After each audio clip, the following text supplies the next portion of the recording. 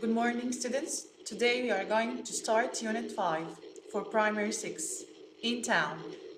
Let's see Lesson 1, Conversation Time. This is a dialogue between Mr. Mr. Sami and the boy who is called Kamal. Let's see here, they were at the park and this is the conversation between them. Hi, Mr. Sami. Hello, Kamal. Have a seat. Thanks. Oh, it's cold today. That's right. It's 23 degrees. Wow. Do you think it's going to rain? Maybe. It's getting cloudy. So, how is your family, Kamal? They are fine, but my sister has the flu. I'm sorry to hear that. It's not serious. She's doing better today. Good. Look, it's starting to rain. I'd better go home. Take care, Kamal. Bye, Mr. Sami. As we can see, this is the conversation between them. Here we have the words or the vocab here. We have a seat. It's an expression if you want to tell someone to sit down or to take a rest here beside you. And the seat, it's like a chair that's fixed in the ground. Here we have the word cold. If you want to describe the weather, you can say cold or cloudy, rainy, windy. These adjectives, we use them to describe the weather, okay? And here is 23 degrees. This is the measure, how to measure the weather, or to say what's the temperature today. Getting cloudy, we have here getting cloudy. You want to say that the weather today is good or it's bad, so you are going to say getting cloudy or getting windy or getting hot, okay? Here we have the word flu. Flu here, it's an illness, okay? It's a kind of illness. When you have a fever, okay, or your temperature is high, okay, how you can cough, this is the symptoms for the flu. The word serious, he tells him that the flu is not serious. Serious, it's not good, it's not bad. She's getting well. She's getting fine. She is not very ill. So it's not serious. She's doing better today, okay? I'd better go home. Here he wants to say that it's time to go home. The weather is bad and he has to go home or to leave him now because it's going to rain. Let's see here the next page, the word time. Here, as you can see in this picture or this scene, it's a street or in the street and there is a park here. We are going to see what these people are doing. Let's see number one.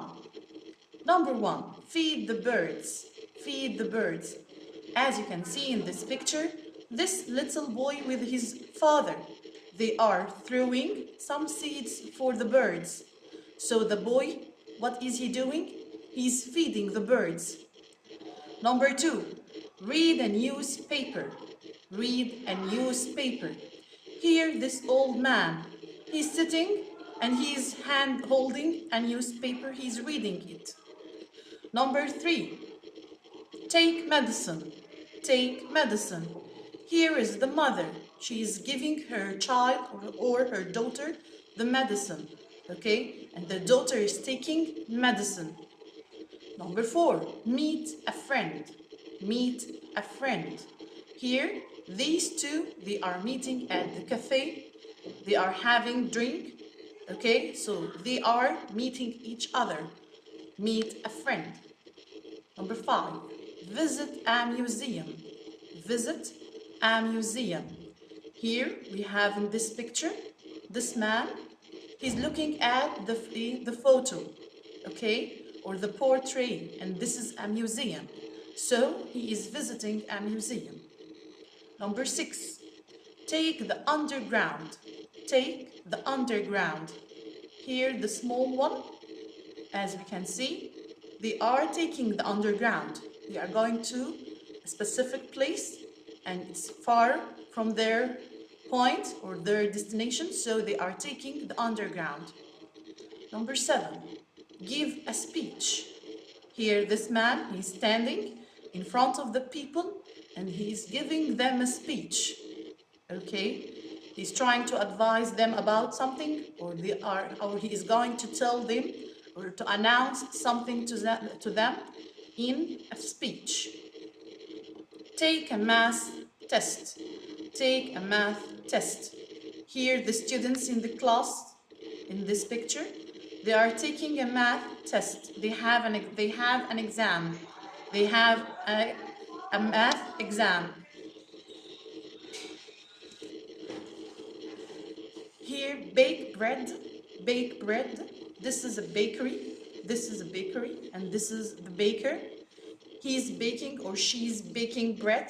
Okay, she's putting the bread in the oven and she's baking bread.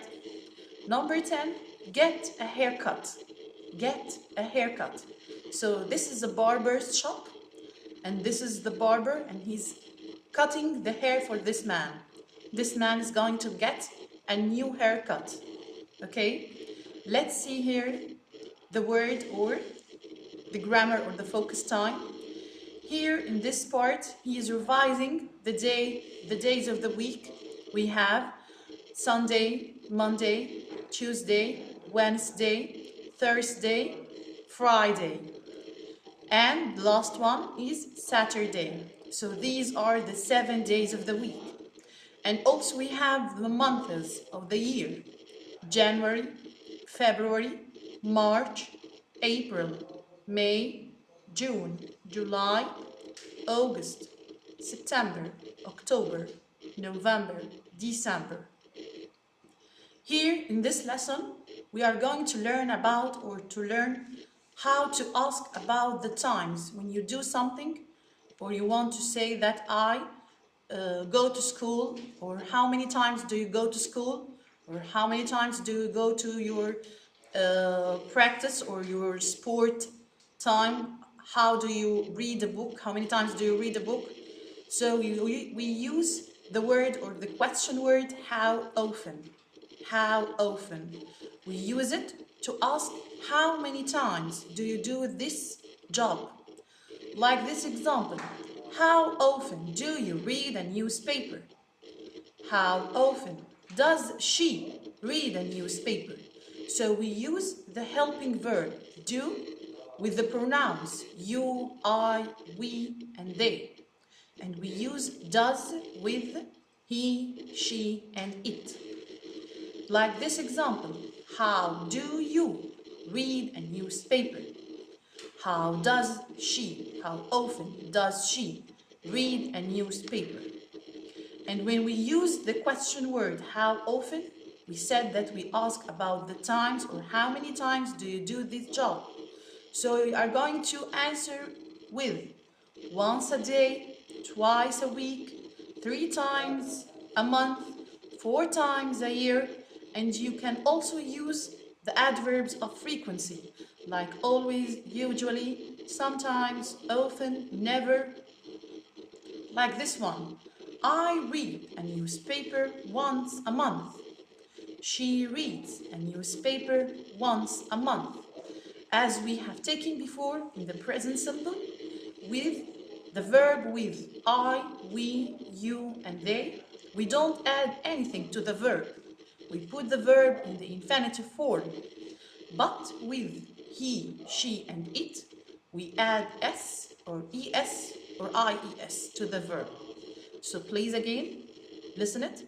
With I, we, you, and they, we put the verb in the infinitive form. We don't add any extra letters. But with he, she, and it, we add to the verb s or es or ies. Let's see here this practice. How often do you visit a museum? I visit a museum 4 times a year. How often do you get a haircut? I get a haircut twice a month. How often does she take medicine? She takes medicine 3 times a day. Number 3. How often does he feed the birds? He feeds the birds once a day. How often does he meet his friends? He meets his friends twice a week. How often do you take the underground?